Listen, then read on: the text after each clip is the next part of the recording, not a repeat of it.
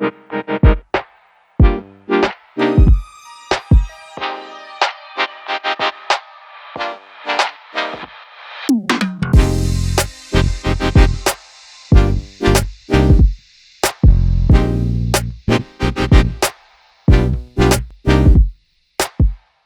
y'all doing, guys? Brandon here. Welcome back to Retro Dodo. Yes, there's another retro handheld out just in time for Christmas. So if you are interested in it, make sure to pick it up. The link's below and it will probably get to you before Christmas, fingers crossed. The new handheld is called the Powkiddy RGB20, which we've had in the office for a fair few days now. And you know, Powkiddy has not had a good history in terms of retro handhelds, but the RGB20 here has actually impressed me. And this is what it looks like. It's gone for the vertical form factor here. And this thing, straight out of the box, is big. This handheld may look small in all of the pictures and, you know, the videos that you may see, and even in this video, but I can confirm it's a chunky boy. This thing is big, and you get your micro USB-C charging cable there. So here it is.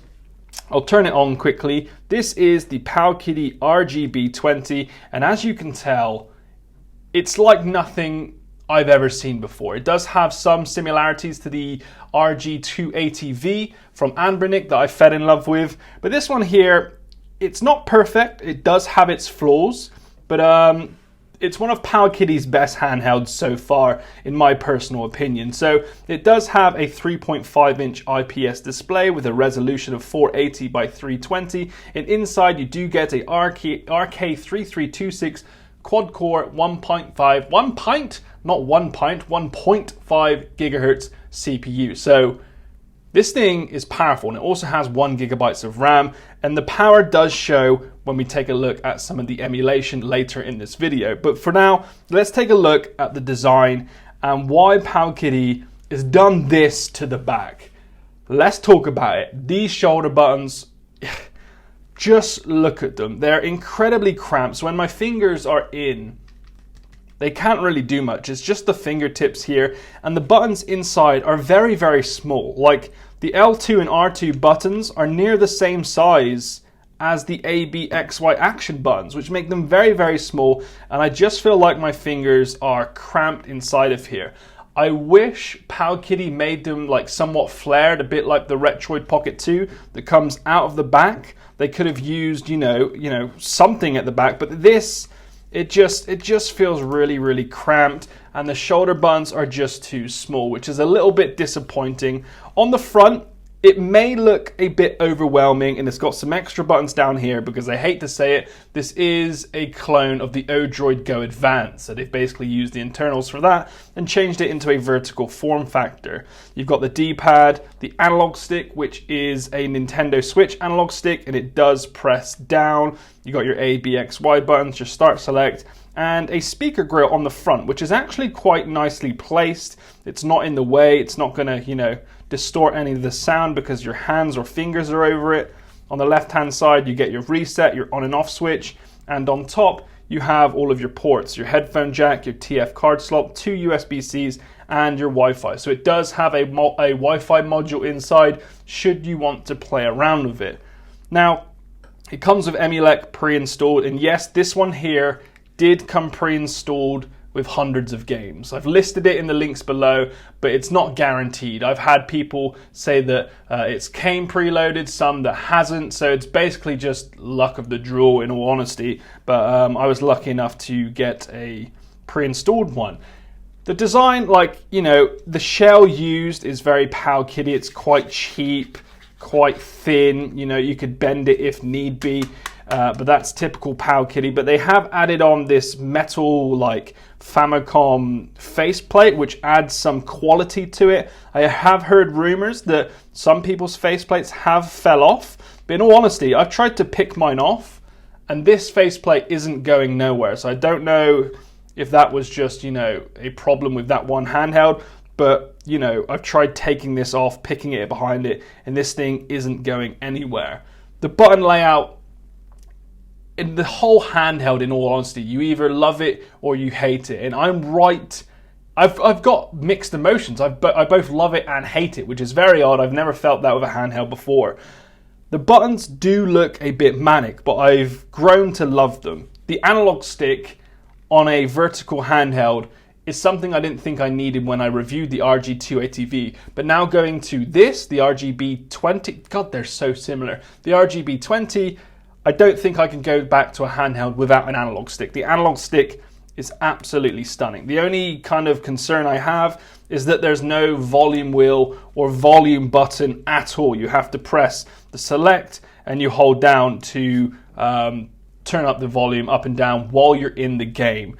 So that's a bit annoying. You know, adding that wouldn't have cost a lot, in all honesty. And the on-off and the reset buttons are a little thin and a little cheap. And that's kind of a concern when it's a $90 handheld. The RG280V is far better build quality than this. They have cut some corners, but Powkiddy has done a cracking job in terms of, you know, the front layout, the big, lovely display, which has like very, very good viewing angles, and it sits very close to the actual screen.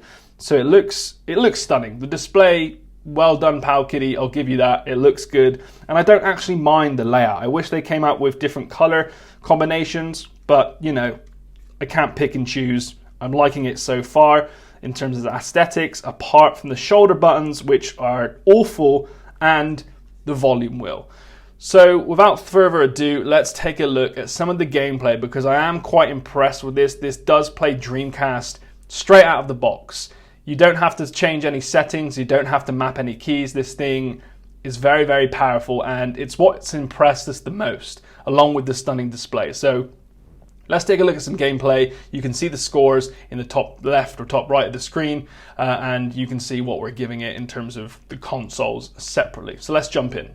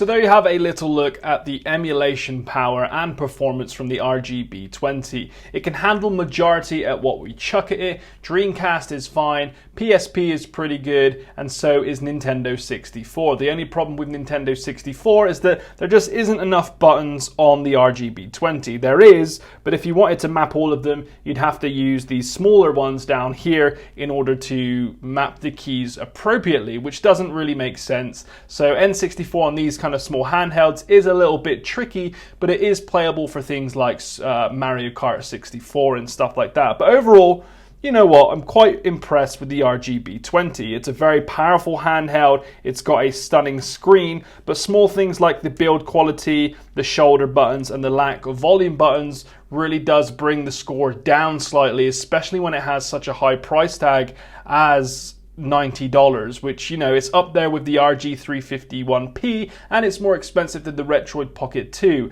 and those two are phenomenal handhelds with very little flaws. But it is good to see that the vertical handhelds are gaining popularity and the likes of Powkiddy are making better and better handhelds, and maybe Powkiddy might create a handheld that we can highly recommend. Like, this is recommended for those of you that like vertical handhelds with a large screen and a lot of power behind it, but don't expect supreme build quality like that of Anbernic. It is Powkiddy after all. So there you have it, a quick look at the RGB20. If you want a full review and to see all the specs, there is a written review below. And in all honesty, it's not a bad handheld. It's just a shame it's priced at $90. As per usual, guys, if you do like these retro handheld reviews, please do hit subscribe and that bell notification to get notified when we go live with a video. As per usual, thanks for watching. See you in the next video. Peace.